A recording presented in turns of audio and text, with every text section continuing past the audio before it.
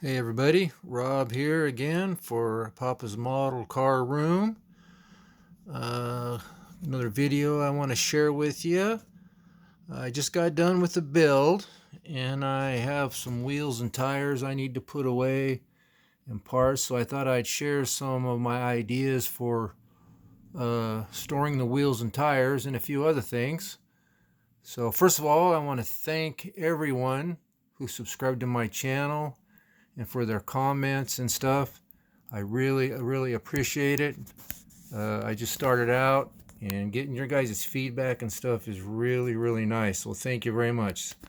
So anyway, I was going through wheels and tires for the car I just finished, so I got to put these away. So I thought, well, let's share some ideas on storing the wheels and tires. So we'll start off with what I used a long time ago. First of all, this is the drawer in my desk, and I keep this old tore up, cut up t-shirt over it, and I pull it out when I'm working on a model. So if I drop a part, it lands on that instead of on the floor, but they still land on the floor once in a while, so it's not foolproof. Anyway, underneath that, I keep my paint, sanding sticks, miscellaneous stuff, clamp things there. But anyway, this thing here, years ago, something just fell. Years ago, I kept all my wheels and tires in there, and they fit just fine. But as years progressed, I got more wheels and tires, so I got these. And we've all got these little shelf unit things here for parts. So, this is one with the big drawers in the bottom. So hey, that'll hold all my wheels and tires. And it did for a while. Then I had to get this thing. Found this little thing at a thrift store. It's kind of cool. And I filled that up really quick. So then I thought, man, what am I going to do now? So I go thrift store shopping again. Found this at an antique store. Car theme, which is really cool.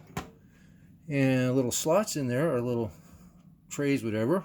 Work perfect for wheels and tires. And I filled that up. So then I found another thing at a thrift store.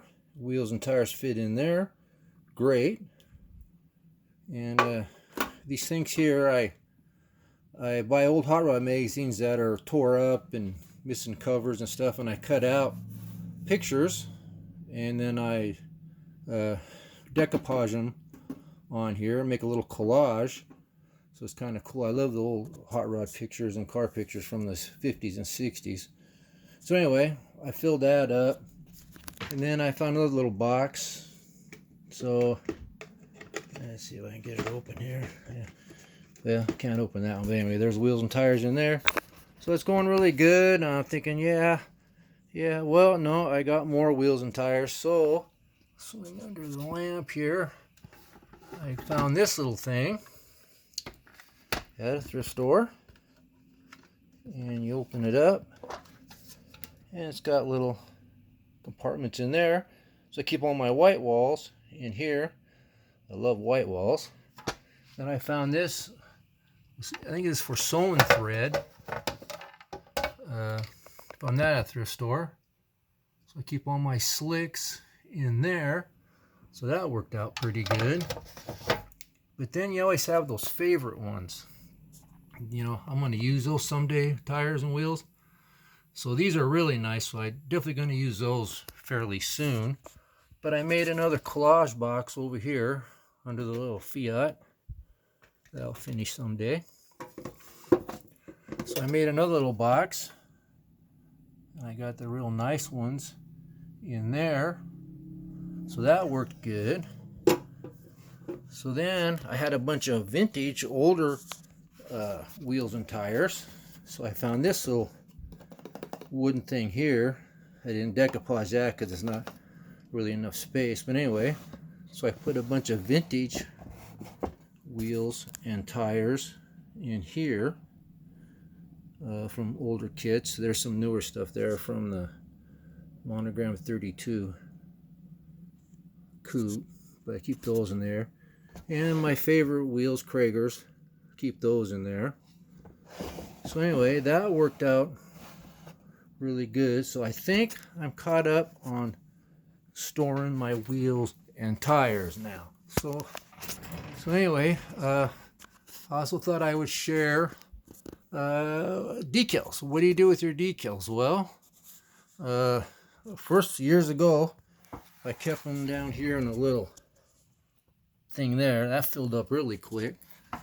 So then I made another decoupage box and I put my decals in there, and that worked out good.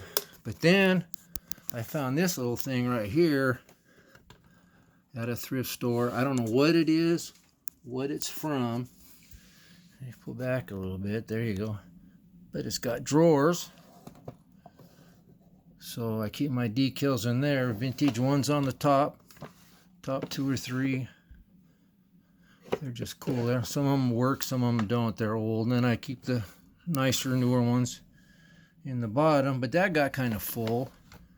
So then I thought, why don't I do something like this? So I got one of these folder thingies with the clear pages in them. So now I keep all my decals in here, and I got the old vintage ones in the front there, and keep the newer ones in the back. Anyway, that kind of gives you an idea. Holds a lot of decals, keeps them nice and flat, easier to see them when you're looking for them. So I keep my decals in there. So anyway, that's just a few ideas on what I do for storage stuff. Over here I have another desk, and it has glass on it and pictures underneath. This desk here, I like the cardboard here. Just makes it what I like to do. But I got glass on both sides. If I need to cut something, get a nice sharp cut, I do it on the glass. So that works out good. And then the drawers here, you know, masking tape stuff, plastic tubing, plastic strips, stuff like that. Down there I keep all my paint. There are my only 2 cans of Tamiya paint I've ever owned, because I got them at a swap meet and didn't have to pay a lot for them. It's just, I have trouble paying almost $8 for a can of paint. Anyway, underneath here I got some more drawers. Got wheel and tire backs in there, and seats and miscellaneous stuff. Under the bench I keep the garbage can, my favorite magazine, Hot Rod Deluxe Projects. Here are some more drawer shelf thingies, and got the old sandpaper and miscellaneous stuff. Just kind of crazy stuff. More seats.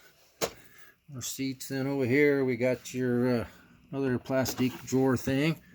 Got my vintage old instruction sheets. It's really cool there. I keep upholstery stuff that I like, and I got to have some reference magazines on hand. So I have some old school Rod and Custom and Carcraft, and these here are just some bigger type magazines. Kind of hard to see those. Anyway, that's where I keep those.